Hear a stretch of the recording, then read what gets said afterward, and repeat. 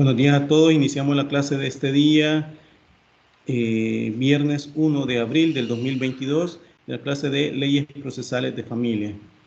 La clase anterior nos habíamos quedado en lo que corresponde, bueno, siempre seguimos hablando sobre las medidas cautelares. Habíamos dado su concepto, ¿verdad? Las perspectivas que trata la doctrina procesalista con respecto a este tema. Era el objeto que tiene que tener las medidas cautelares, las características propiamente tal, también su clasificación.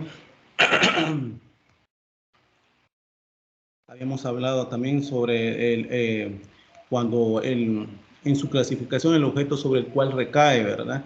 Habíamos hablado también con los presupuestos procesales, como son la apariencia de buen derecho y el peligro de la demora, así como la que hablan los procesalistas, ¿verdad? Cuando le agregan, aparte de esos dos presupuestos, hablan también de la sospecha del deudor y el peligro del daño personal, ¿verdad? Los elementos también los dijimos en su momento, que eran los temporal, personal, espacial. También hablamos sobre los principios rectores que establecían sobre la misma, ¿verdad? Y habíamos hablado también un poquito siempre, ¿verdad? Los tipos de medidas cautelares que la Ley Procesal de Familia establece, como son cuando son de carácter patrimonial y son carácter personal. ¿Se acuerdan que habíamos hablado del 124 y 130 de la Ley Procesal de Familia? ¿Sí?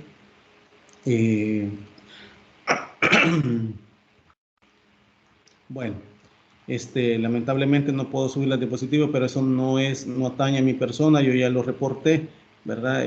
Sin embargo, pues voy a hacer nuevamente la clase de esta forma porque no puedo compartir la diapositiva. Sin embargo, pues se la voy a compartir a ustedes pues en la plataforma y ahí ustedes van cotejando con la clase, ¿verdad? De lo que estamos hablando. No sé si hay preguntas con respecto a lo último que habíamos hablado, que era siempre las medidas cautelares, lo que ya les he comentado, ¿verdad? Si no, pues inicio la clase, pero antes de todo también tengo que decirles unos avisos. No sé si lograron ver las notas, las notas que ya se subieron a la plataforma, ¿verdad? Vi que hay algunos que estaban, hay algunos que estaban ansiosos y les decía yo, pero había un término que la universidad hay que determinarlo. De hecho, la misma universidad me dijo que tenía que esperar en términos, ¿verdad? En plazos, en lo que está en el calendario. Y entonces, ¿verdad? Tenía que cumplirlo de esa forma. Entonces, bueno, he tratado lo que la universidad me dice, ¿verdad? Entonces, aparte de Dolores Rolando Flores, que me dice que recibió las notas, o sea, que las vieron, los demás, ¿qué me dicen? Yo ya las pude observar, licenciado. Ok. Los demás, aparte de Raiza y Dolores. Yo también ya las vi, Lick, gracias. Ok, gracias. Sí. Bueno, Carlos Paz la logró ver, las notas. Carlos Paz, ¿logró ver las notas, Carlos Paz?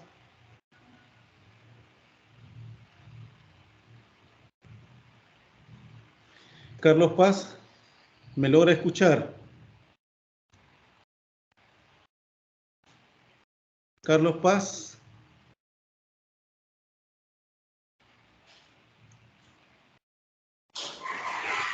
Bueno, espero que me haya escuchado porque era uno de los principales que estaba intrigado por las notas, ¿verdad? Y a dónde estaban y también que vi en la plataforma virtual, ¿verdad? Sin embargo, a pesar que yo ya les había dicho a ustedes en clase que cuáles eran las circunstancias por las que yo no subía, ¿no? Bueno, en tiempo he subido las notas, ¿verdad? Sin embargo, estaba esa situación, ¿verdad? En las cuales, pues, la universidad sabe perfectamente que son los tiempos que tienen que decir y ellos me dicen también qué tengo que hacer y cómo tengo que subirla. Entonces, eso ya se lo he reiterado a su persona, ¿verdad? Para que, digo, a todos los alumnos, ¿verdad? Para que tomen en cuenta, ¿verdad? que hay que cumplir los tiempos, ¿verdad? Yo también incluso se lo dije al alumno Dolores Rolando Flores, que también me preguntaba por medio de correo electrónico, y se lo reiteré en correo electrónico y ahora pues por medio de la clase, ¿verdad? Para que tengan ustedes conocimiento de esa situación. Bueno, entonces, si no hay preguntas, ¿sí? ¿Sí me decía Dolores Rolando? Está entendido ya con la nota de todo lo que es, ¿verdad? Ya está claro. Ok, muchas gracias, muy amable. Bueno, con respecto al tema, les quería preguntar si hay algunas preguntas, bueno, valga la redundancia, les quiero interrogar, ¿verdad? Si hay algunas preguntas que hayan quedado así vacíos sobre el mismo tema de lo que estamos hablando, ¿verdad? Estábamos hablando también de la anotación preventiva de la demanda, también de los presupuestos, de las clasificaciones.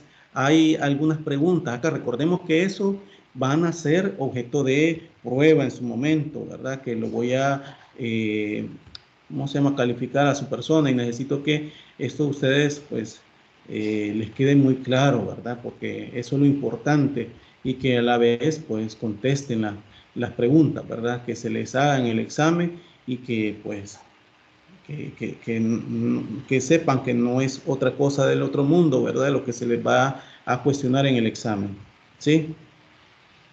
Por lo menos díganme uno que si tienen preguntas o no hay preguntas y yo continúo con lo de la clase. Dígame, Dalila Claros, posteriormente Marvin Miranda. Sí, licenciado, buenos días. Fíjese Buenos días. de que a mí en lo personal sí me ha quedado como bastante duda acerca Sí, de la anotación preventiva. sí, Porque más sin embargo, verdad que está abordando este tema usted de una manera más amplia, casi al finalizar de la clase del lunes pasado, pero sinceramente sí como que no me quedó tan claro. Y solamente para aclarar, entonces los supuestos procesales prácticamente son los cuatro que usted mencionaba ya de exactamente. último, ¿verdad? Comúnmente, ante Sobre la... comúnmente, perdón que le interrumpa, comúnmente se ha manejado que son la apariencia de buen derecho y el peligro de la demora. Es decir, la apariencia de buen derecho, usted cómo demuestra ese hecho, ¿verdad? Que usted le da legitimación para poderla pedir, ¿verdad? Y el peligro de la demora, lo que se expone el hecho de no otorgarse una medida cautelar. Sí, entonces siempre se ha dicho ante los tribunales, indistintamente en la materia que sea, siempre se ha dicho esos dos presupuestos. Sin embargo, a medida de doctrinarios hablan de otros dos supuestos, como son la sospecha del deudor, ¿verdad? Y el peligro del daño personal que pueden haber, ¿verdad? Estos supuestos y sobre todo, recordemos que las medidas cautelares o medidas de protección, ¿verdad? Así como se ha establecido que son unas que son tanto personales como otras como materiales, van encaminadas en ese supuesto, ¿verdad? Entonces, para los procesalistas hablan agregan dos más, aparte de la apariencia de buen derecho y el peligro de la demora, ¿sí?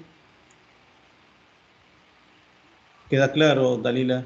Con respecto a la anotación preventiva, voy a ahondar un poquito más en esta clase, voy a volver a retomarla para que volvamos, porque lo dejé en el tintero, ¿verdad? La anotación preventiva, pero vamos a desarrollarlo en esta clase. Por eso no le contesto con la De acuerdo, anotación preventiva. bueno, Ok. Marvin Miranda de Odanes. Sí, licenciado, muy buenos días. Buenos días. Tenía una duda acerca de las medidas cautelares nominadas e innominadas. Me ha quedado una pequeña duda, entonces sí, Sí. podría explicar un poquito más sobre ello. Y cuando explicaba de que las medidas cautelares son de carácter personal. Exactamente, licenciado. Muchas gracias. Ok. Cuando hablo de las medidas nominadas son las que establece la normativa, ¿verdad? Las que determina la ley, que están en los presupuestos, en algún articulado de la misma normativa lo establece. Esas son las nominadas, ¿verdad? En la ley procesal de familia habla de las personales y las materiales, las que están tanto en el artículo 124 y 130 de la ley procesal de familia. Ahí hay unas ciertas digamos, nómina de cada una de ellas, de medidas cautelares que se pueden dar, ya sea personales o patrimoniales, ¿sí? Entonces, cuando me refiero a las nominadas, son las que establecidas en la ley, ¿sí? Pero cuando me refiero a las innominadas, son las que no están establecidas en la ley, que el juez necesariamente tiene que otorgarlas. Les ponía un ejemplo a ustedes la clase anterior con respecto a una declaratoria de incapacidad y nombramiento de tutor, que en su momento el tutor, les había dicho a ustedes, estaba a partir de la administración que tenía de los bienes del pupilo, que era una señora adulta mayor, empezó a derrochar el dinero, a pesar de que tiene responsabilidad frente a esa administración que tiene el tutor, porque también da una garantía, ¿sí? Y a pesar que también de esa administración puede pedir que se le remunere, ¿verdad? Ese cargo que ha tenido él, ¿verdad? O ella, como tutor o tutora. Entonces, acá se vio una medida cautelar en su momento por parte de los jueces, ¿verdad? Jueces de familia, que se dijo que se tenía que congelar, ¿verdad? Esos movimientos de las cuentas bancarias, ¿verdad? Que se estaban haciendo de manera exagerada por parte del tutor con respecto a la pupila, ¿verdad? Aduciéndose que habían gastos necesarios con respecto a la enfermedad que tenía esta pupila, ¿verdad? Porque era un adulto mayor. Entonces, se dijo en ese momento de que tenía que declararse el congelamiento de todas sus cuentas bancarias como medida cautelar. Ese congelamiento, ¿verdad? A pesar que se puede interpretar que es un invento que hizo el juzgador de su momento, ¿verdad? Pero lo trajo a colación, ¿verdad? Con respecto incluso a aspectos que se tratan de lavado de dinero, ¿verdad? Que esto se va viendo, que se van paralizando esas cuentas, que no se vaya a estar, cuando ya se ha tenido sospecha, ¿verdad? Que hay ese supuesto de lavado de dinero o hay movimientos exagerados, ¿verdad? Y sin ninguna información que lo respalde.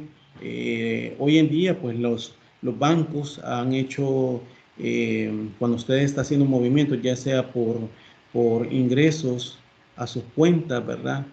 Tiene que justificarlo y sobre todo cuando son cantidades exorbitantes.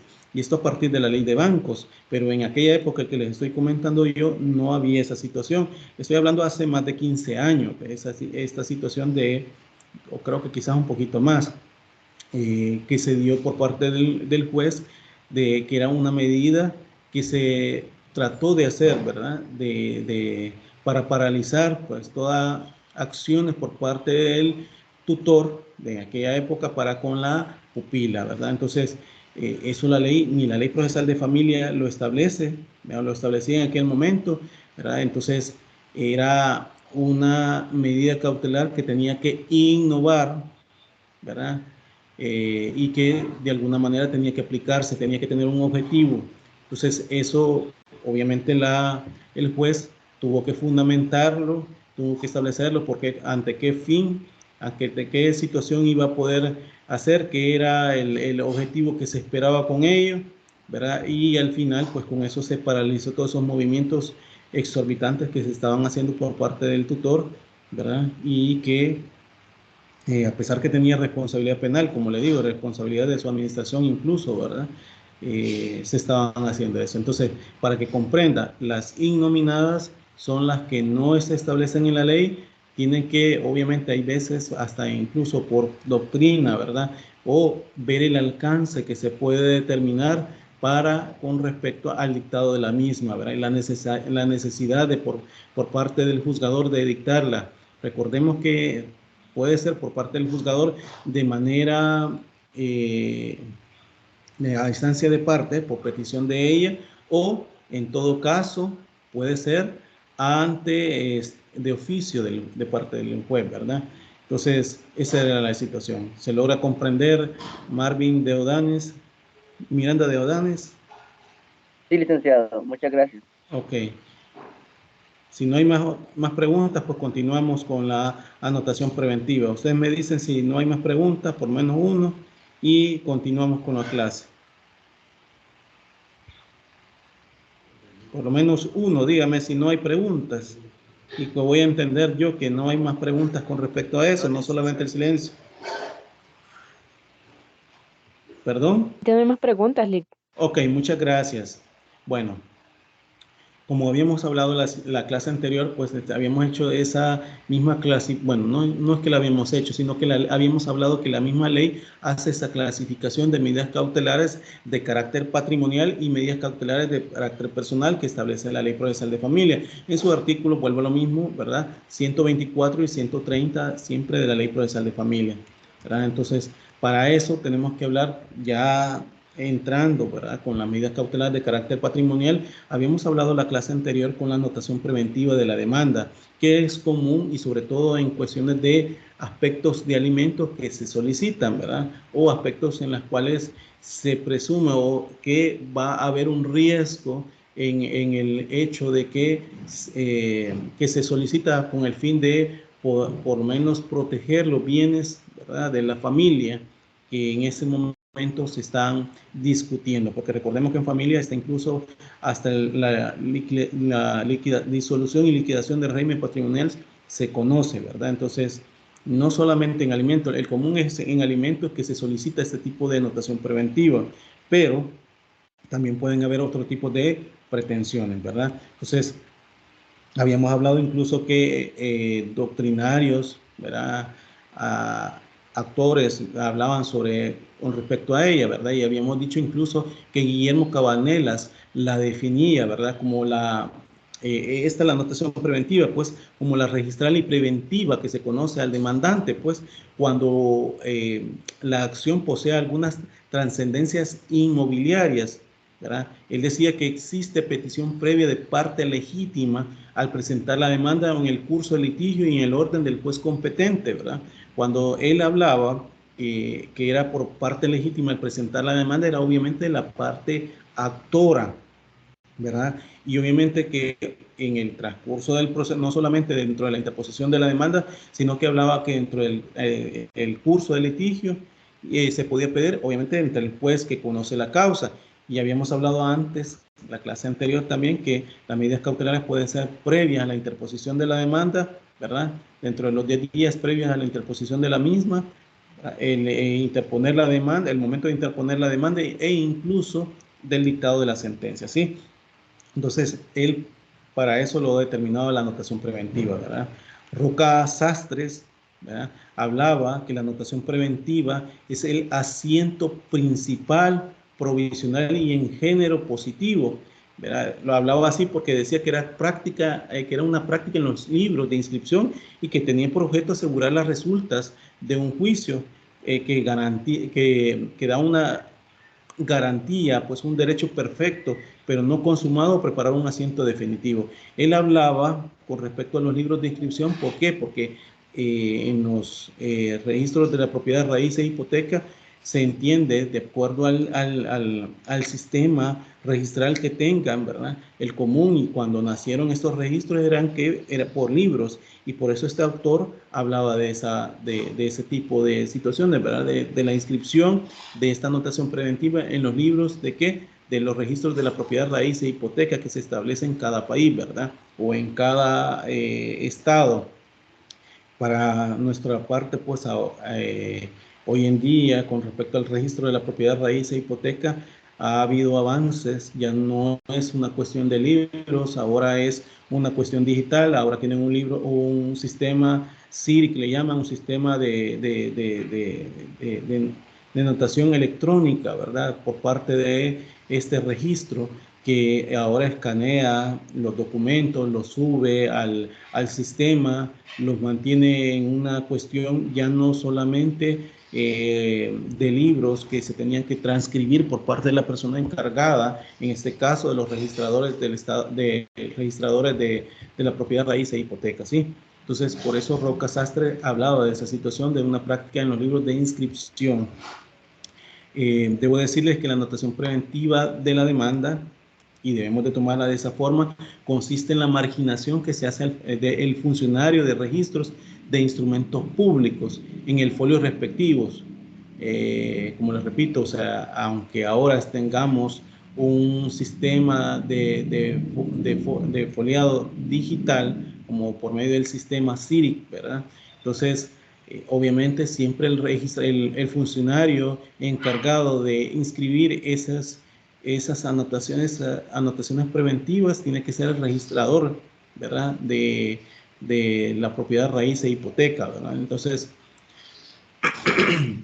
esto a partir de ¿qué? De la orden del juez que comunica a través de oficio, un oficio que le manda por parte del juez de familia al registrador de la propiedad raíz e hipoteca, donde le informa que tiene una existencia de un proceso, indistintamente la calidad que puedan tener de ese proceso, con el cual queda vinculado el bien sobre el cual recae dicha medida cautelar, con el objeto de asegurar las resultas del proceso, de lo que se está discutiendo. Como les decía de un inicio, se habla también con respecto a la... hola. ¿Me escuchan? Sí, se le escucha, Lick. Perdonen que me hizo un sonidito así como que me sacaba la plataforma, perdonen. Bueno, entonces, como les decía, ¿verdad? Es para proteger las resultas del proceso. Generalmente les decía que esto se dan en alimentos, se da en cuestiones de liquidación y disolución y liquidación del régimen patrimonial al cual están sometidos los cónyuges. Muchas veces también en aspectos de divorcio, indistintamente, porque en el divorcio ya vamos a ir viendo posteriormente que en divorcio, conforme hay unas pretensiones principales y hay unas pretensiones conexas. Cuando se habla de pretensiones conexas, estamos hablando de que las pretensiones conexas son una consecuencia a la principal. La ley dice, con respecto a lo de divorcio, ¿verdad? La ley dice en el artículo 111 y 115 del Código de Familia que el juez, una vez dicta el divorcio, ¿verdad?, disuelve el vínculo matrimonial, obviamente el divorcio, que es el divorcio por parte de los cónyuges, tiene que resolver sobre las pretensiones conexas al mismo. ¿Y cuáles son esas pretensiones conexas? Cuidado personal, régimen de visita, cuota alimenticia, ¿sí? Hay muchas veces se pide pensión alimenticia especial, pensión compensatoria, daño moral, etcétera. Pero en esto, cuando hay hijos, se espera también que obviamente se establezca una cuota alimenticia y que el progenitor alimentante tenga la suficiente capacidad para poder aportar una cuota alimenticia y para poder determinarse su capacidad económica, que no sea tan fácil que él o ella pueda transferir esos bienes que tiene, ¿verdad? Y que por ende sea necesaria la anotación preventiva y que sea con el objeto de asegurar las resultas, en este caso del proceso de alimentos o en todo caso del divorcio, ¿verdad? Cabe mencionar que solo es posible hacer una ejecución por el sistema de anotación, ¿verdad? Por lo cual es necesario analizar incluso aspectos tan necesarios como por ejemplo que tenga, y que obviamente las personas al momento de hacer la petición al juez o jueza de familia debe de determinar primero pues que tenga una existencia en un registro público, o sea que haya certeza y cómo lo va a determinar con esa certeza que haya indistintamente, sea, les comentaba yo en su momento en la clase anterior, con incluso también eso lo piden las instituciones financieras al momento de otorgar de una compra-venta de un inmueble, ¿verdad? La certificación extractada, ¿verdad?, donde determina el número de matrícula, dónde está inscrito, ¿verdad?, porque puede ser que sea un inmueble que sí todavía esté en el sistema de libros y no en el sistema CIRIC, ¿verdad?, etcétera. Entonces, obviamente se espera que exista en el registro. Y incluso pues para hablar sobre eso, pues de la anotación preventiva de la demanda, es necesario incluso que exista el registro, pues, y es tan necesario pues porque donde se se pueda anotar y donde el público pueda consultarlos, ¿verdad? Y en nuestro medio tenemos el Centro Nacional de Registro, que es el encargado de tener el registro de la propiedad, raíz y hipoteca, pues, el cual que se encarga, ¿verdad?, de llevar los folios reales de la propiedad inmobiliaria. Los registros incluso forman parte de la compleja organización del tráfico jurídico y que se asuma un cometido de publicidad de diversos niveles y de acuerdo pues, a las situaciones jurídicas publicadas, o sea, lo que los registros inscriben, ¿verdad? No solo podemos decir de las registro de propiedad, raíz e hipoteca, ¿verdad?, que se establece por parte del CNR. También están otros registros, ¿verdad?, como son el registro de vehículo automotor, que de forma concesionada está para su recibido, ¿verdad?, de todo este tipo de medidas que se pueden dar, ¿verdad?, de solicitudes. Recibido me refiero del oficio que manda el juez, está por parte de CETRASEN, ¿verdad?, porque también los vehículos automotores pudiesen tomarse en cuenta una anotación preventiva de la demanda por parte de ellos, ¿verdad?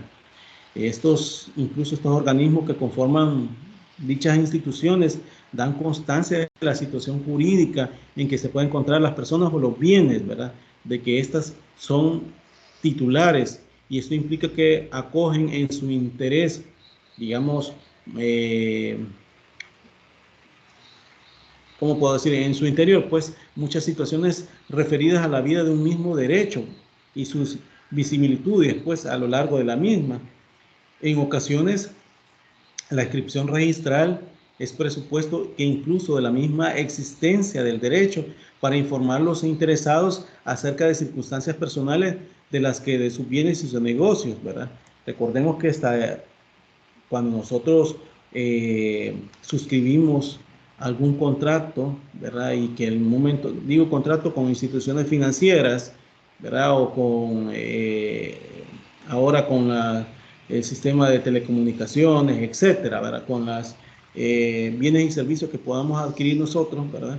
Incluso firmamos un contrato, pero también a la vez estas instituciones otorgan esos contratos porque dentro de los registros que tienen que ser públicos está toda esa información que nosotros tenemos, porque cualquier persona puede ir a preguntar, por ejemplo, de mi nombre, qué propiedades yo tengo aquí en San Salvador, por ejemplo, en Sonsonate, en San Miguel, etcétera. Puedo preguntar y le pueden dar una carencia de mis bienes, ¿verdad?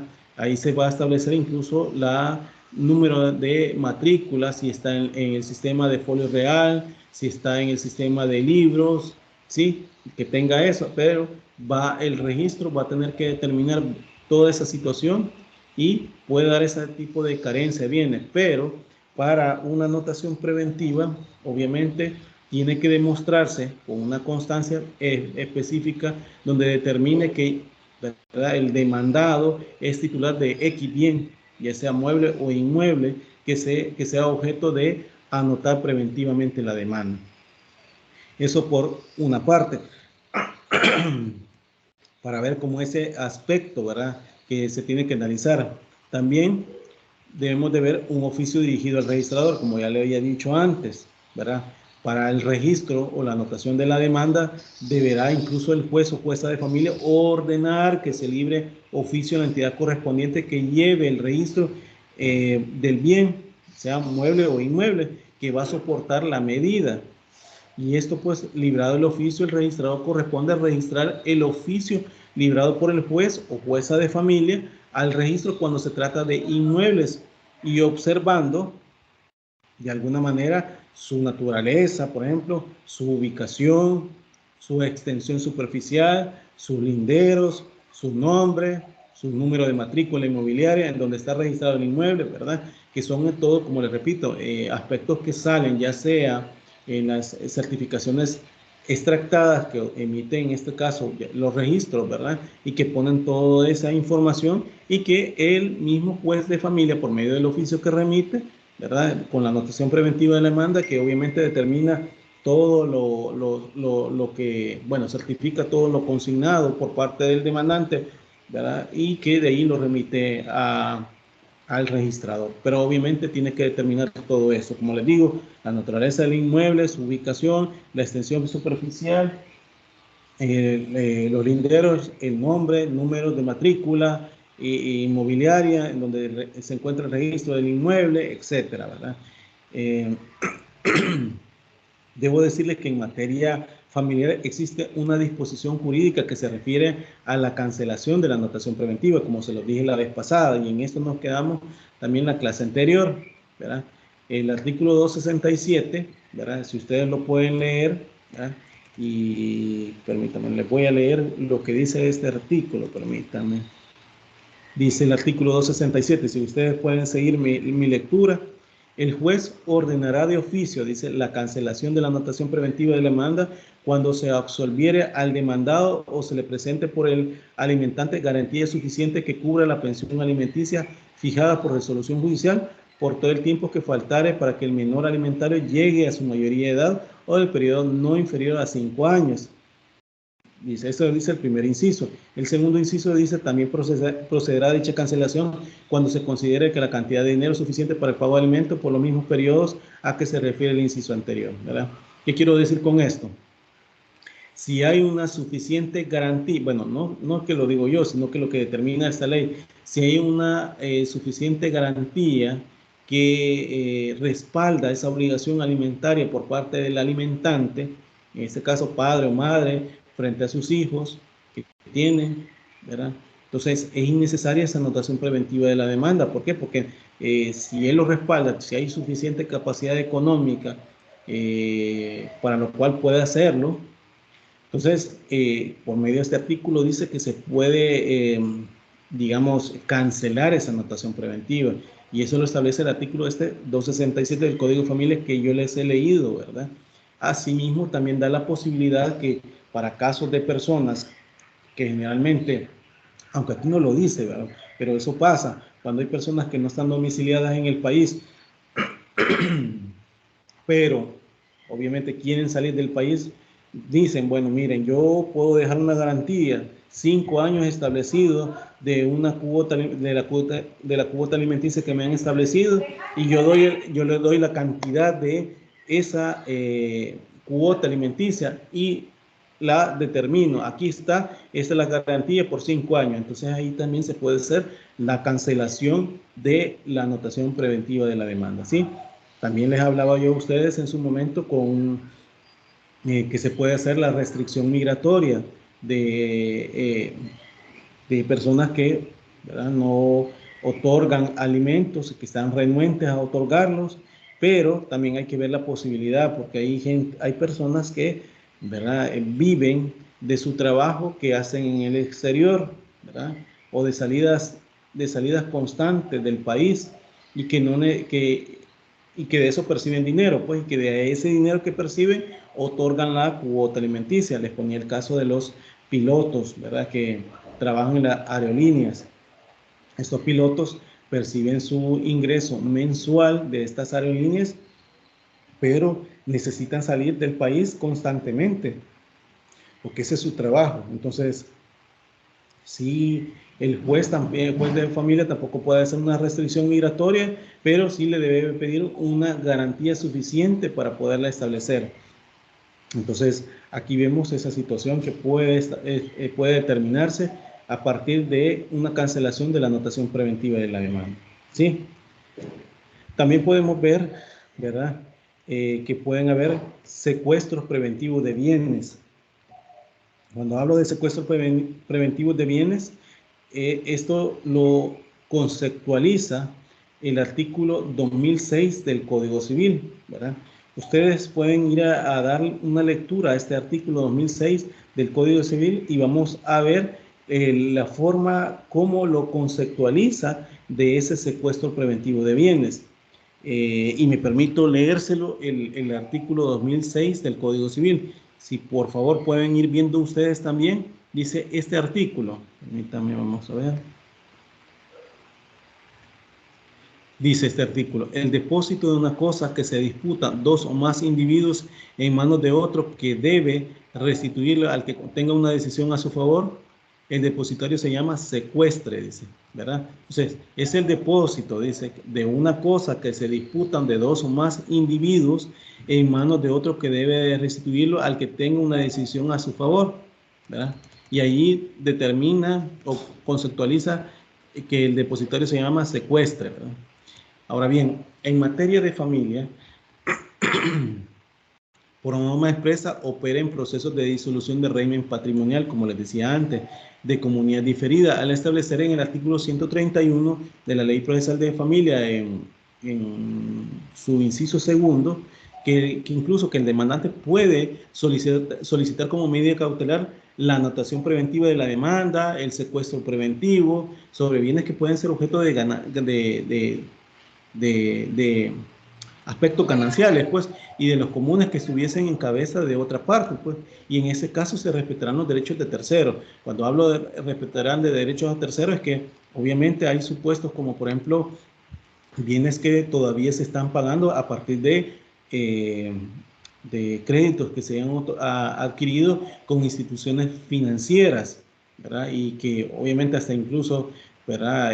Para la obtención de vehículos, que se ha tomado incluso hasta la figura de prendas sin desplazamiento, ¿verdad? Que incluso pues se toman, ¿verdad? Se determinan a partir de esa compra de esos bienes muebles, ¿verdad? Entonces, ahí podemos ver que en materia de familia, ¿verdad? Hay una norma expresa que opera sobre procesos de disolución de régimen patrimonial y lo establece el artículo, ¿verdad? El 131, ¿verdad? Cuando está hablando del régimen patrimonial de comunidad diferida. Pero eso no impide que el interesado pueda solicitar el secuestro en casos incluso pues de solicitud de pensión compensatoria conforme al artículo 113 del Código de Familia, o en todo caso de pensión alimenticia especial como lo establece el artículo 107 del Código de Familia, nulidad de matrimonio también, que lo establece el 101 del Código de Familia siempre, la declaratoria de unión no matrimonial que lo establece el artículo 118, y más el típico que es el alimentos, como lo establece el artículo 247 del Código de Familia, y las tutelas con mucha más por la administración de los bienes que establece el artículo 279 del Código de Familia, ¿sí? Entonces ahí pueden ver el secuestro preventivo de bienes que pueden operarse como notación preventiva. Obviamente aquí estoy hablando, ¿verdad?, de estas medidas cautelares que de alguna manera patrimoniales que se pueden establecer, están determinadas en la ley, que son nominadas por la misma ley, ¿verdad? Entonces, aquí podemos ver. También hay otro tipo como los alimentos provisionales, ¿verdad? Autores como Sara Montero han mencionado que la obligación de alimentos es el deber que tiene todo sujeto llamado al deudor alimentario de proveer a otro llamado acreedor alimentista, ¿verdad? Recordemos que el alimentante, alimentario, ¿verdad? Entonces, el acreedor es el alimentario, el deudor es el alimentante, ¿verdad? Entonces ella habla que proveer a otro acreedor, ¿verdad?, de acuerdo con la capacidad de incluso pues de la persona obligada o del alimentante y la necesidad del alimentario, pues, y en dinero en especie que lo necesita para subsistir, porque toda persona obviamente desde el momento que pide alimentos es para subsistir, porque los alimentos, aunque engloba una cierta cantidad de rubros que pueden establecerse ahí, que no solamente es cuestión de alimentos, sino que de vestuario, de vivienda. En esto último, debo decirles que a pesar que todo eso se engloba y lo determina incluso el artículo 20 de la LEPINA, para algunos, incluso creo que hablé la vez pasada sobre esto, que con las reformas que se le hicieron en los artículos 111, 216 del Código de Familia, donde se establecía que el uso de la vivienda familiar, ¿verdad?, se tenía que otorgar a quien se le otorgaba el cuidado personal de los hijos, ¿verdad? Pero el uso de la vivienda incluso hablaban que tenían que determinarse, a pesar si no hay bienes, sino que esta familia anda en lugares alquilando, ¿verdad? Entonces se tenía que dar una cuota adicional a la cuota alimenticia. Para algunos creen que ya va inmerso dentro de los alimentos, ¿verdad? Como les digo, no solamente aspectos solamente para la subsistencia de la persona, sino también para, en todo caso, para su vestimenta, para su recreación, para su vivienda, ¿verdad? Para el pago de su vivienda. Entonces, en esa situación, aunque algunos jueces lo ponen ese rubro por separado, pero acá estamos hablando, y como lo dice Sara Monteros, es por el hecho de otorgar ese alimento. Alessandra y Soma Riva expresa que el derecho que tiene una persona a exigir alimentos a otra, con la cual generalmente se encuentra ligada por el parentesco o el nexo filial que pueda tener, y tienen un sólido fundamento en la equidad, ¿verdad? En el derecho natural, y de esta manera, pues el legislador, al establecerlo, ¿verdad?, en la ley, no hace sino reconocer un derecho más fuerte que en esa misma y darle mayor importancia y relieve que pueden establecerse. Entonces va hablando, porque aquí lo engloba por todos los que se deben alimentos conforme a lo que establece la ley en el 248 del Código de Familia. Y esto a pesar de que el 247 del Código de Familia habla que son alimentos las prestaciones, ¿verdad?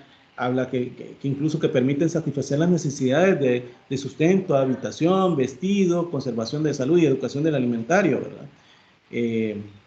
Es por eso, como les repito, hay todos esos rubros que pueden establecerse ahí, pero también hay sujetos frente a la que se pueden pedir, ¿verdad? Y en eso son los que establece el artículo 248 del Código de Familia. Y entonces, sobre eso, Alessandro Soma Riva habla que debe entenderse como cuota alimenticia provisional, ¿verdad? La, digamos, génesis del derecho a percibir alimentos no es exclusivo del parentesco, ¿verdad? Y esto debido a que son consideraciones como una sola persona, ¿verdad?, que para pedirse, ya que el artículo 248, ordinal primero, ha determinado el primer orden los cónyuges. Recordemos que los cónyuges no tienen ningún parentesco, ¿verdad?, porque por eso se casan, ¿verdad?, por eso se les permite casarse, como sujetos, obviamente, de la obligación alimentaria o alimenticia, y la doctrina afirma que entre estas personas no existe parentesco, debido a que son consideradas como una sola persona, ¿verdad? La génesis de la obligación debe encontrarse en otros aspectos, no únicamente en el parentesco, sino también en la vinculación del derecho o producto del afecto, del amor y la cooperación, como el matrimonio. Y por eso por ello, pues, que se puede coincidir con la definición que de alguna manera menciona o Sara Montero, ¿verdad? Sara Montero Duval con respecto a ese tema.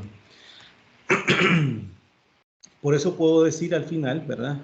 Y podemos definirlo, pues, que la medida cautelar de tipo patrimonial que el necesitado, ¿verdad?, solicita al juez, o el peticionario o el solicitante que solicita al juez con el objeto de que se fijen provisionalmente los alimentos, ya sea en dinero o en especie, por existir un proceso y cuya meta es la fijación definitiva de esto, ¿verdad? Recordemos que no todo el grupo de personas que están obligadas a alimentos tienen la capacidad económica para aportar un quantum en porcentaje de dinero, ¿verdad?, sino que también a partir de su capacidad económica también puede aportar, ¿verdad?, a partir en especie, ¿verdad? Y esto para la subsistencia de la persona que lo solicita, ¿verdad? Normalmente la reclamación de la obligación alimenticia se establece dentro de un proceso, ¿verdad? Obviamente que va a surtir una sentencia, pero hay circunstancias por las cuales, ¿verdad?, existe la urgente necesidad de que dicha obligación se cumpla de forma anticipada, teniendo cabida los alimentos provisionales como medida cautelar patrimonial, ¿verdad? ¿Por qué se dice de manera sucesiva y anticipada? Incluso hasta la misma ley lo establece conforme al artículo 253 del Código de Familia, ¿verdad? Cuando establece desde cuándo se deben, ¿verdad? A partir de esa, pues, se determina, porque la necesidad que una persona puede tener, necesita que tener el dinero anticipado para poder hacer estos pagos, ¿verdad?, para la obtención de alimentos, para la obtención de su vestuario, para la obtención de pago de alquiler de vivienda, etcétera. Buena parte de la doctrina no considera los alimentos provisionales como una medida cautelar, sino como un proceso especial, ¿verdad? Ellos van más allá porque piensan que la mayoría, incluso podemos decir que es unánime al considerar que la fijación del alimento provisional se trata de un procedimiento típicamente cautelar, ¿verdad? A pesar que hayan estas situaciones que algunos digan que no. ¿Por qué? Porque me pueden decir es un aspecto moral, es un aspecto de obligación de los progenitores, ¿sí? Pero en esto pues se entiende que es un procedimiento típico, y eso es la mayoría, ¿verdad? Y de manera unánime por parte de los doctrinarios, pues que establecen que es un procedimiento típicamente cautelar. ¿Por qué? Porque que es instrumentalizada, ¿verdad? Que se pone de manifiesto y pues incluso pues presupone la fijación de alimentos provisorios dentro del proceso principal y cuya meta es la fijación definitiva de alimentos. También se ha dicho que sobre el peligro de la demora, que no se puede dudar, ya que de no fijarse una cuota provisionaria urgente en la mayoría de los casos, se ocasiona un daño irreparable, ¿verdad?, al reclamante. Obviamente una persona que no se le dan alimentos, si no tiene eso, pues no va a poder ingerir alimentos, y obviamente su consecuencia va a ser fatal, ¿verdad? Entonces, también podemos decir una tercera, como los alimentos provisorios, como los definitivos forman parte de una estructura, la cual es la prestación dineraria, o en todo caso en especie, en conjunto con la diferencia que los alimentos provisionales tienen que ser satisfechos de forma inmediata. Esto pues para cubrir las necesidades vitales urgentes por un imperativo ético familiar que pueda establecer.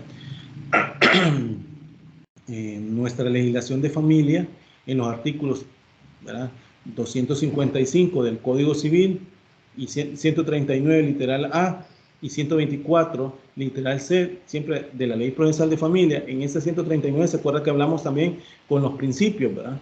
Pues en efecto, hablan de este supuesto, ¿verdad?, de las medidas cautelares. Siempre dice el 255, perdón, del Código de Familia, habla que incluso se debe determinar, ¿verdad?, que mientras se ventila la obligación de dar alimento, el juez puede ordenar que se den provisionalmente desde que se ofrezcan fundamentos razonables para ello, ¿verdad? ¿Cuál es el fundamento razonable? O sea, que se demuestre esa necesidad y obviamente la capacidad de necesidad, aunque se ha establecido por cámaras, ¿verdad? Cámaras de familia de la sección del centro, que cuando son niñas, niños o adolescentes, no se especifica, no se debe demostrar, ¿verdad? A pesar que las medidas cautelares no se tiene que tener pruebas recabadas o robustas, pero se presumen, sin embargo, debe haber un fundamento razonable. ¿Y cuál es el fundamento razonable? Ver esa capacidad económica del obligado para dar, ¿verdad? Para, obviamente, establecer una cuota alimenticia. Esto sin perjuicio de la restitución si la persona de quien se mantenga, se demanda, pues, obtuviera sentencia absoluta y que no habrá derecho de restitución contra el de buena fe que hubiera intentado la demanda, ¿verdad? Así lo dice este artículo 255 del Código de Familia. Aquí hay un supuesto también, y me atrevo a decírselo a ustedes porque creo que hasta en la práctica no ha sido superado, ¿verdad?, como es el aspecto en las declaratorias judiciales de paternidad. En las declaratorias judiciales de paternidad, obviamente el hijo está pidiendo al supuesto padre que lo reconozca, ¿verdad? Y si no lo reconoce, que el juez o jueza de familia lo haga la declaratoria judicial de paternidad, ¿verdad? Paternidad o maternidad. Pero indistintamente esa situación, ¿verdad?, el obligado, esta persona se dice que aquí, si estamos hablando que debe tener un título, la apariencia de buen derecho, ¿verdad?, que es el título con el que se demuestra con la partida de nacimiento, donde esté la afiliación paterna o materna para poder dar alimentos. Unos dicen, y jueces en su mayoría a nivel nacional, bueno, hasta la fecha ya eso ya ha bajado Antes decían de que si no estaba reconocido voluntariamente o en todo caso dictada la sentencia que declare judicialmente la paternidad o maternidad del hijo, no se podía otorgar alimentos provisionales, ¿verdad?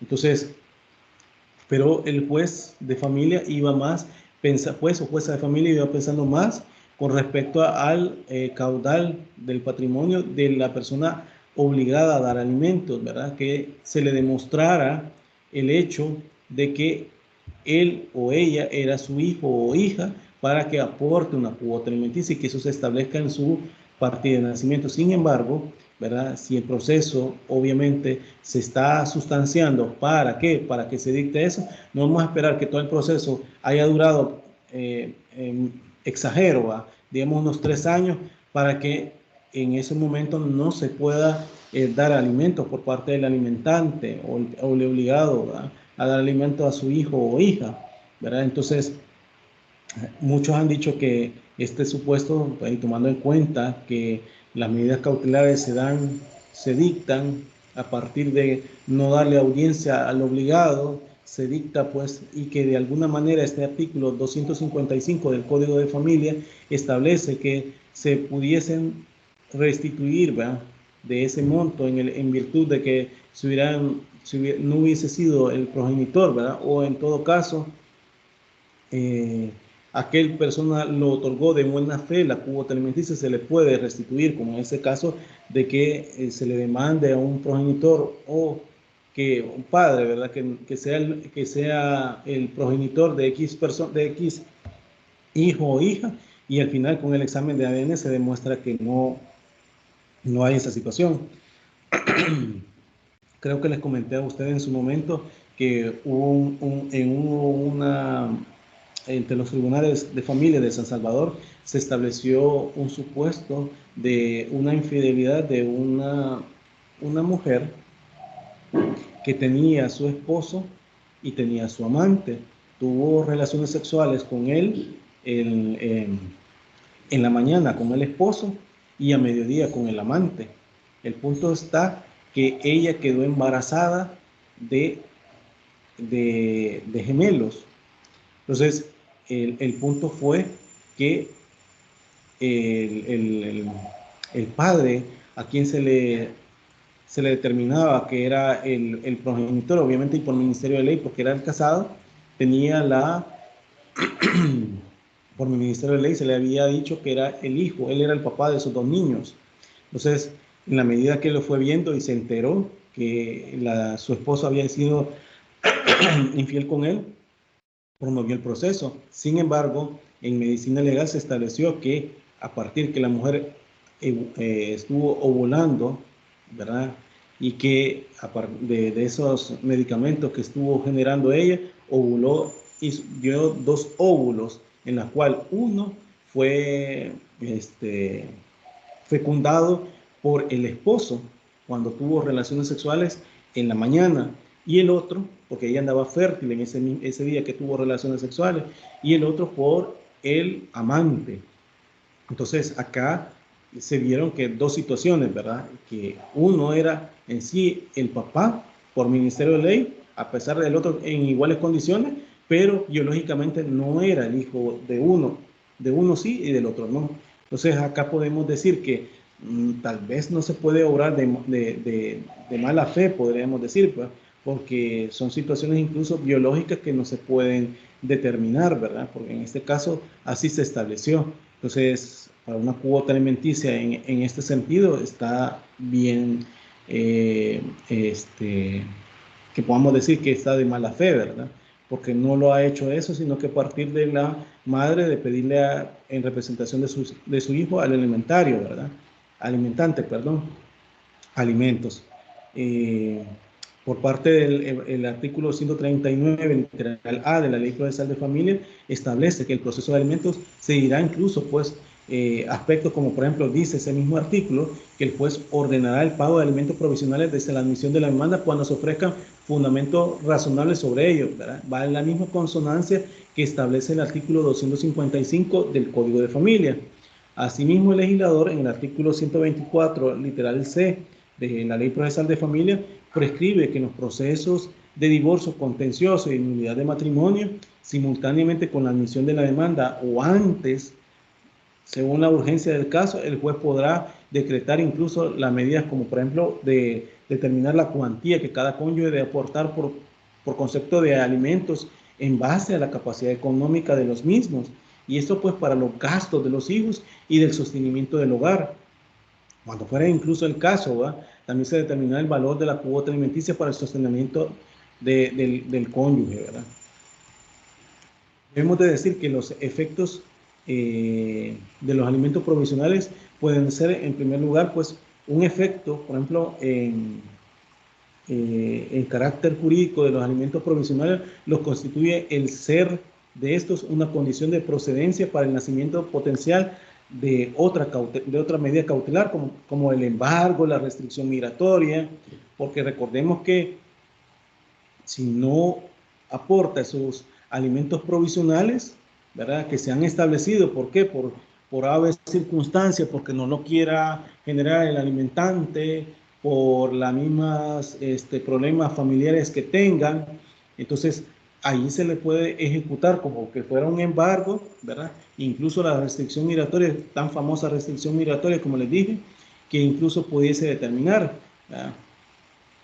Y que eso puede generar también como una condición de procedencia pues, de dicha medida cautelar, ya que el artículo 139, literal D, de la Ley Procesal de Familia, así lo establece, y por su parte el artículo 258, que habla de 258 del Código de Familia, que habla de la medida cautelar de restricción migratoria, que condiciona de forma tácita la medida cautelar a la restricción migratoria hasta que caucione previo y suficientemente el pago de la obligación alimentaria, ¿va?, habiéndose establecido dicha obligación familiar en forma definitiva o provisional, indistintamente de esa situación, ¿verdad?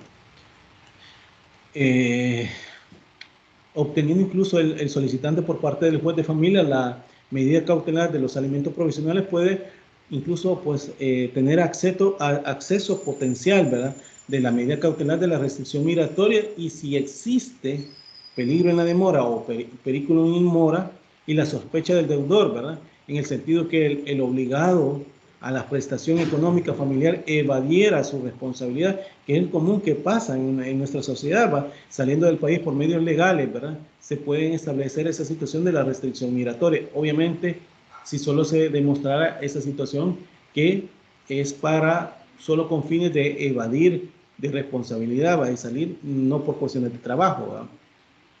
Ahora bien, dicha medida cautelar, ¿verdad?, es de aspecto personal, porque no, digamos, no afecta directamente el patrimonio del destinatario, impidiéndole únicamente la salida del territorio, ¿verdad?, de la República, porque incluso así lo establece el artículo 258 del Código de Familia. Obviamente, esta medida cautelar la puede otorgar ya sea el juez de paz, juez de familia, el Procurador General de la República, que obviamente a petición de partes se solicita, pues, para que no salga del país y mientras no caucione previa y suficientemente la obligación alimenticia que puede dar. Eso podemos verlo en un primer momento, un primer aspecto. Un segundo aspecto podemos decir en ese efecto que puede otorgar, que el carácter estrictamente patrimonial está conformado por la preferencia crediticia que la ley ha conferido a los alimentos. Debemos partir de la base que la obligación alimenticia nace de ley, ¿verdad?, tal como lo establece el artículo 1308 del Código Civil, donde habla de las obligaciones, ¿verdad?, y el cual encierra las fuentes de las obligaciones, obviamente, ¿verdad? Por tanto, el artículo 264 del Código de Familia, ¿verdad?, rige la preferencia crediticia de la obligación alimenticia, ¿verdad?, en donde establece que la cuota alimenticia tiene un carácter de orden público, que esa es la situación para ponerlo, o sea, esa alimento que gozan de preferencia en su totalidad, ¿verdad?, para establecerla. Es importante señalar los elementos que encierra el 264 del Código de Familia, ¿verdad?, con los cuales se refieren a 5 aspectos básicos que se deben de tomar en cuenta al momento de aplicar la medida cautelar de alimentos provisionales. como por ejemplo la preferencia crediticia de la obligación, obligación alimenticia, ¿verdad? Según el artículo 247 del Código de Familia, se entiende por alimentos como habíamos hablado, ¿verdad? Que las prestaciones que permiten no solo de sustentar la vida, sino también obtener vestido, habitación, conservación de la salud y educación del alimentado, ¿verdad? Y pueden incluso apreciarse que la definición de alimentos es amplia y en consecuencia se ha procurado, ¿verdad?, asegurar en lo posible la satisfacción de las necesidades del alimentario y la protección real y humana de los miembros de la familia, dejando de lado la posición social como determinante para fijar la cuantía de alimentos y a ciertas personas, ¿verdad? Los alimentos provisionales tienen preferencia crediticia debido a que la legislación familiar debe debe ser esa interpretación finalista, tal como lo supone el artículo 8 del Código de Familia, esa interpretación y aplicación de las disposiciones de la ley, pues, que se deben de hacer, ¿verdad? Es decir, imaginémonos que el alimentante deba una obligación meramente civil, contractual, que no tiene nada que ver con los alimentos, ¿verdad? Y que se le esté descontando, obviamente el pagador va a descontar, va a tener preferencia de la cuota alimenticia, lejos de otras obligaciones que tenga el alimentante. Entonces, podemos ver en esa interpretación, porque es de orden público y que obviamente que esa aplicación que debe de determinarse, ¿verdad?, a partir de preferencia, ¿verdad?, que es para los grupos de familia, ¿verdad? También podemos decir, en el caso también, ¿verdad?, que se efectiviza mediante el sistema de retención. El artículo 264 establece la forma imperativa si las pruebas producidas dentro del proceso han establecido la capacidad económica del alimentante, obviamente, pues, y acreditando como ingreso económico el salario, sueldo u otros emolumentos del obligado, pues. La obligación alimenticia, sea definitiva o provisional, debe efectuarse por medio de la retención y efectuándola al pagador correspondiente, ¿verdad? Y este es el caso que el destinatario trabaje en el sector formal, ya sea en el sector público o privado. La cuota se hará efectiva ya sea mediante el depósito en una cuenta bancaria propiedad del alimentante o de su representante legal, ¿verdad? Cuando incluso pues el destinatario sea trabajador del sector informal o independiente, el juez o jueza de familia puede establecer que se haga efectivo el monto de la cuota mediante la entrega material, ya sea de alimentos, vestido, calzado, etcétera, o depósito de cuenta bancaria, ¿verdad? Pero cuando hablamos informal, obviamente hay personas que trabajan incluso en la venta de objetos, ¿verdad? Lo vemos ahí en el mercado, incluso de verduras y toda esa situación que no andan declarando, sin embargo pueden establecerlo, ¿verdad? Perciben mensualmente un ingreso, ¿verdad?, a partir de sus ventas que hacen, ¿verdad? Entonces, también podemos ver que la protección del alimento está dentro del ámbito de la protección del salario que la ley y la Constitución establecen.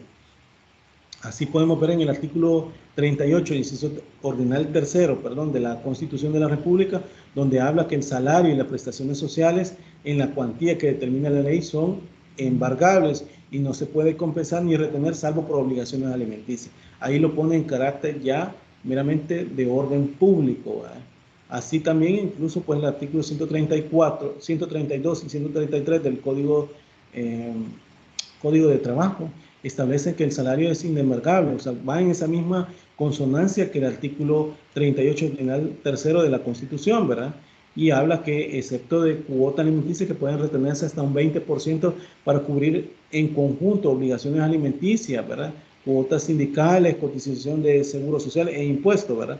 Habla de esa situación, pero lejos de ese 20% que pueda retenerse, ¿verdad?, y que los alimentos puede ir más allá de ese 20, ¿verdad?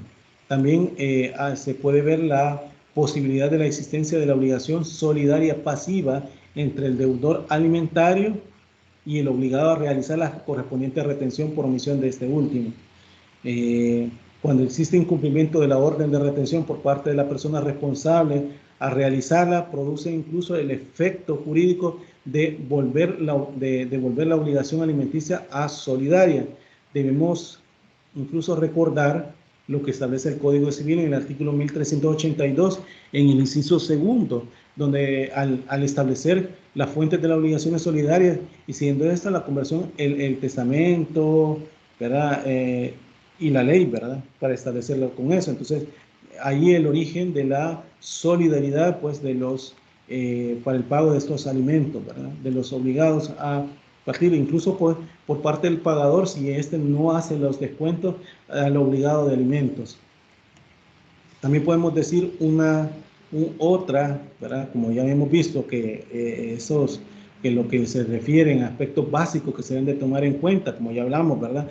La preferencia crediticia de la obligación alimenticia, como primer lugar, se efectiviza mediante el sistema de retención en segundo lugar.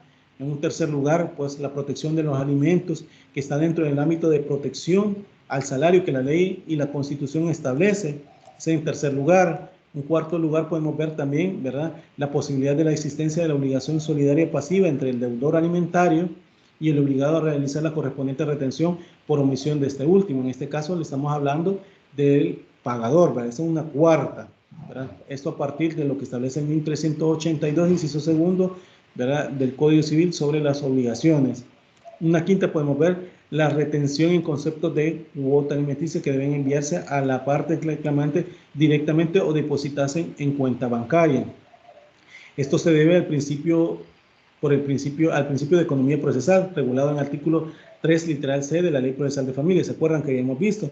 Y debido a la facilidad de la percepción del crédito, pues, incluso no se ha considerado oportuno que el acreedor alimenticio en el periodo de pago de la prestación se esté presentando al lugar en el cual percibe su salario el deudor, sino que es más oportuno recibirlo por medio de depósito en cuenta, pero nada obsta para que el interesado en efecto se presente en dicho lugar para recibir la retención, ¿sí? Para establecerlo y determinarlo en ese sentido. Podemos concluir incluso, ¿verdad?, que el derecho a pedir alimentos según nuestra legislación familiar es inalienable e irrenunciable, ¿verdad?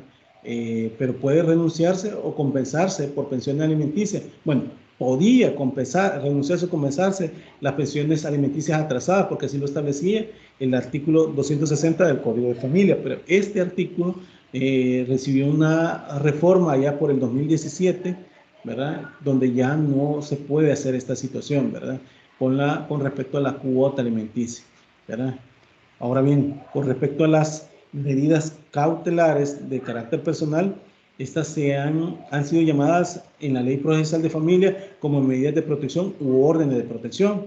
Y como les dije antes, se encuentran desarrolladas en el artículo 130 de la Ley Procesal de Familia. En principio, no se puede entrar a considerar las medidas de protección individualmente, porque, digamos, le son aplicables las reglas generales de las medidas cautelares. Solo debemos de considerar algunos aspectos incluso fundamentales para ello, para el dictado de estas medidas, pues, y que defienden la diferencia de este tipo de medidas cautelares, ¿verdad? Por ejemplo, el perículo, lo que se puede dar, ¿verdad?, la apariencia de buen derecho y la cesación del daño personal que puede haber, pues, de alguna manera constituye el fundamento y las causas de la medida de protección, ¿verdad?, que pueden haberse. La medida cautelar de tipo personal, podemos decir que no posee como fundamento el perículo in mora, porque la situación concreta no trata de asegurar provisionalmente los efectos de la sentencia, sino que se trata de evitar que se produzcan daños irreparables o de difícil reparación en los miembros de la familia, es decir, con golpes, con daños, agresiones verbales, laceraciones que son más internas, ¿verdad?, sea este daño físico, psicológico, moral o sexual que pueden haber. Y que eso va ligado, como les había dicho yo a ustedes también, para los que determina el artículo 7 de la Ley contra la Violencia Intrafamiliar. Con la medida de protección, con esta medida de protección, lo que se pretende incluso es evitar que se produzcan daños irreparables o de difícil reparación a los miembros de la familia, como se los he dicho, y por lo que es preciso que la medida de protección se efectúe, digamos, de forma rápida y eficaz. Las medidas de protección deben de ser vistas más allá de la sentencia. ¿Por qué? Porque esta garantía de efecto favorable se produce inmediatamente por la misma naturaleza del derecho protegido, que en muchas ocasiones consiste en el derecho a la vida, a la integridad física o moral que pueden haber. La causa de las medidas de protección es la cesación del daño personal, o sea, ese daño que pudiese generar, ¿verdad?, del agresor, por decirlo así, ¿verdad?, hacia la persona víctima que puede estar recibiendo estos daños o laceraciones, que hoy en día, obviamente, incluso para aspectos de laceraciones con palabras soeces, para grupos vulnerables como son mujeres o niñas, ¿verdad?, se ha establecido delito por parte del artículo 55 de la ley, que habla de expresiones de violencia contra la mujer, que puede incluso hacer aspectos propiamente no de lenguaje verbal, sino que de lenguaje corporal, ¿verdad? Es decir, de los gestos que podemos hacer frente a las personas, ¿verdad? Y que podemos lacerarlo, ¿verdad? En ese sentido. Debo decir, aparte de esto, que las medidas de protección cautelar es importante resaltar, ¿verdad? Como por ejemplo, en esta, pues, la restricción migratoria, por ejemplo, que está regulada en el artículo 258 del Código de Familia, ¿verdad? Bueno, cuando se establece que no se puede salir del país, ¿verdad? Dicha medida cautelar es de tipo personal, ¿por qué? Porque no afecta directamente el patrimonio del destinatario de la medida, sino que le impide el egreso del territorio nacional, ¿verdad? Además, en efecto es de carácter jurídico de los alimentos provisionales. Si existe, digamos, el peligro en la demora y sospecha del deudor en el sentido que lo obligado a la prestación económica familiar evada su responsabilidad saliendo del país por medios legales, ¿verdad?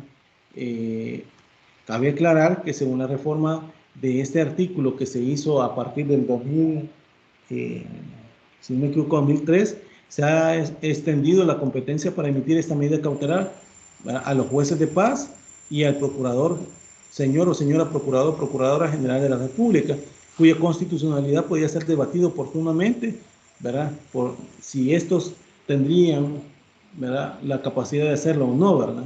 Pero esa fue la reforma que se hizo a partir del año 2003.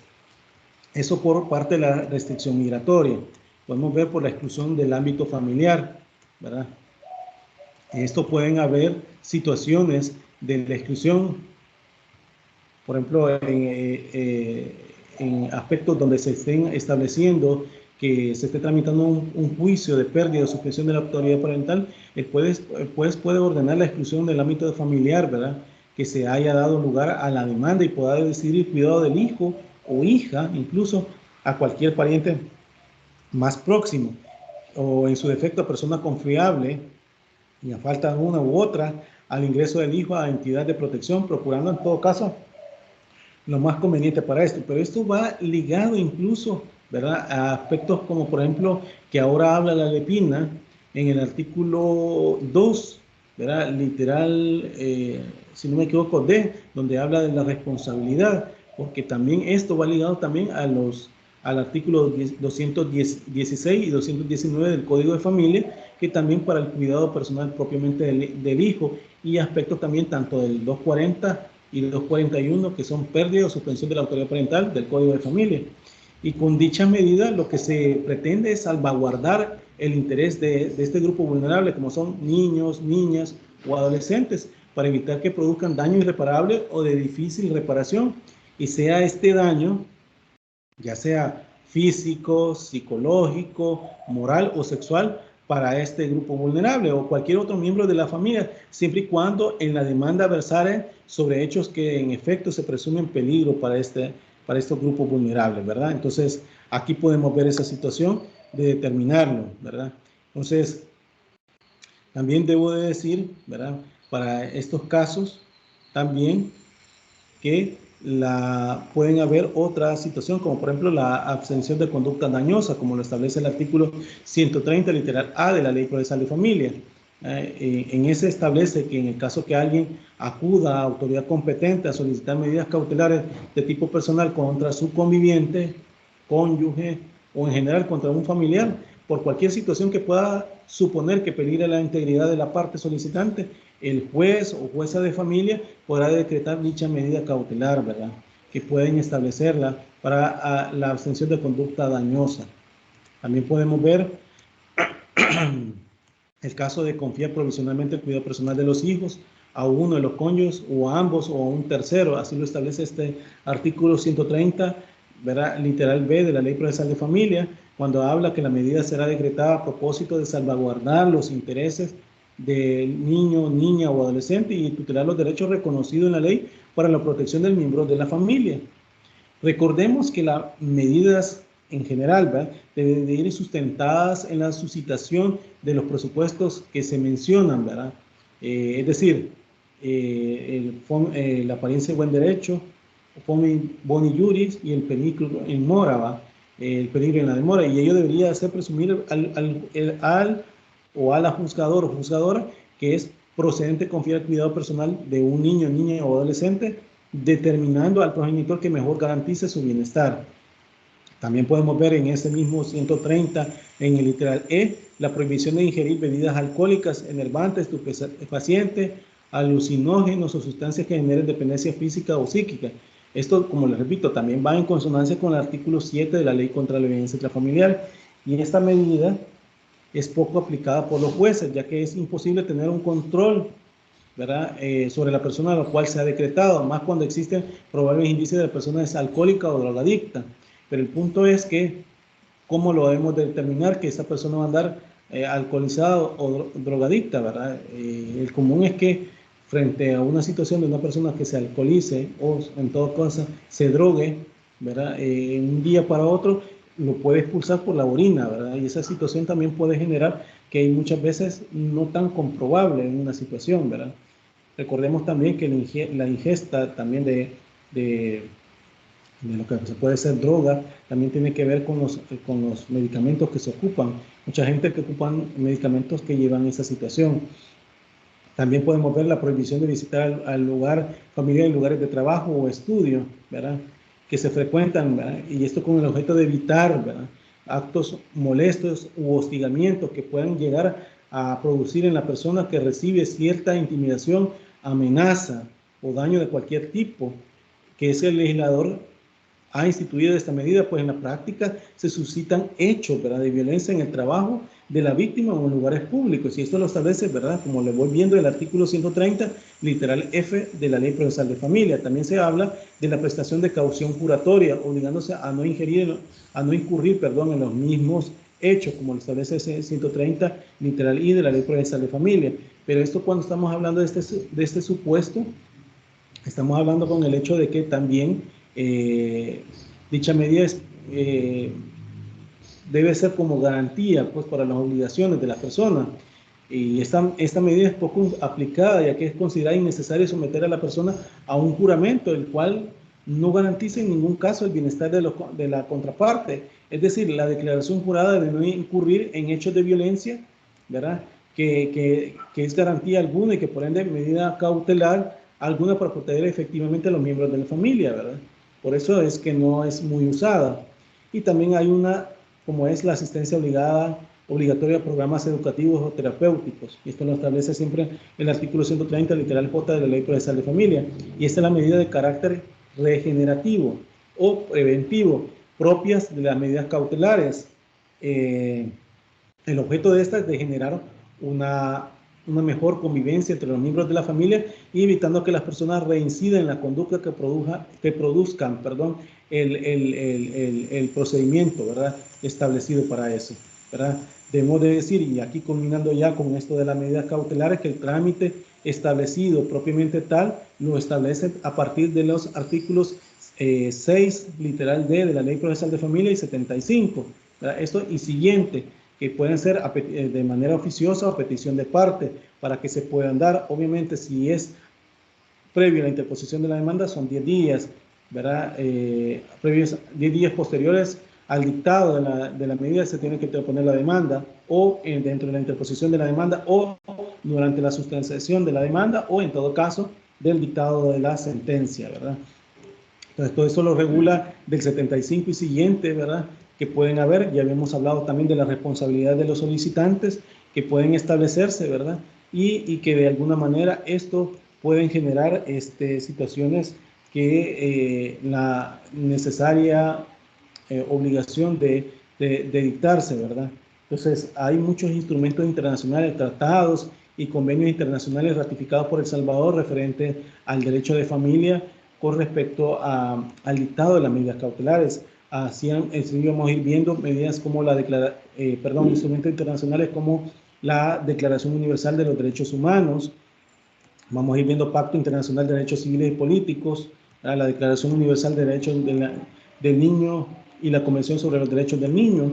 ¿Verdad? Y también podemos ver la Convención sobre la Eliminación de Formas de Discriminación contra la Mujer o Belén do Pará, que pueden establecerse, ¿verdad?, a partir de situaciones que establecen este dictado de medidas cautelares para establecerse. Sí, bueno. Fui un poco rápido, ¿verdad? Porque no quiero irme atrasando también con esto del tema, porque, ¿verdad? Es necesario seguir con el mismo, ¿verdad? Para ir estableciendo sobre las medidas cautelares, ¿verdad? Y sobre otros temas generales, ¿verdad?, que nos atañe para el procedimiento de familia. Bueno, no sé si hay preguntas hasta este momento, si no, nos vemos el próximo lunes.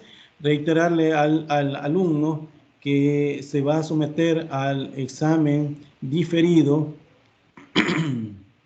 que el examen, como se los dije, la clase anterior iba a ser, ¿verdad?, este día de 6:30 a 8:30, ¿verdad? Por si conocen, ¿verdad?, al alumno, ¿verdad?, para que pueda, puedan ir viendo ustedes, ¿verdad?, de que, o le puedan informar, ¿verdad?, de que era necesario, ¿verdad?, que él haga el examen, pues porque ha pagado el diferido, ¿verdad? Entonces, me hacen el favor, por ejemplo, a Barahona Campos, José Ángel, que se va a someter al examen, ¿verdad? Informarle, aunque ya le mandé un correo y ya lo dije en el examen, lo dije en la clase anterior, espero que usted no lo veo en clases ahora, ¿verdad? Bueno, ni el lunes pasado lo vi en clase, espero que logre hacer el examen, ¿verdad? Bueno, si no hay preguntas, me quedo hasta acá, los veo el lunes y que tengan un feliz fin de semana si no la hay, ¿verdad? Los escucho. No hay preguntas. Por lo menos uno me digan si no hay preguntas con respecto a eso. Tengo una pregunta de mi parte. ¿Sí? Dígame.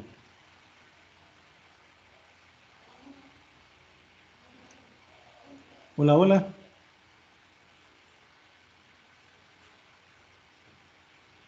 No, sí. En lo personal, sí. No tengo ninguna pregunta, me quedó todo claro, gracias. ¿Quién es el que estaba preguntando? Ok, bueno. Si no hay preguntas, pues nos vemos la próxima clase. Que tengan un feliz fin de semana. Nos vemos el lunes próximo.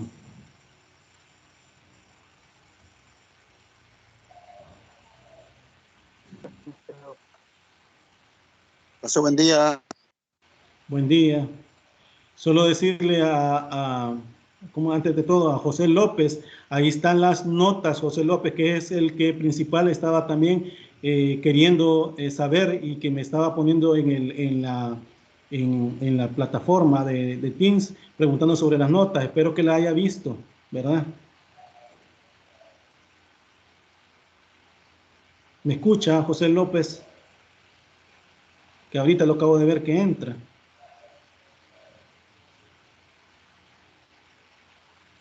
Ok.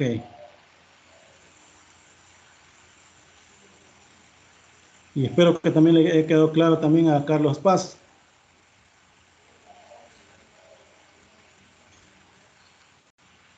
Feliz fin de semana.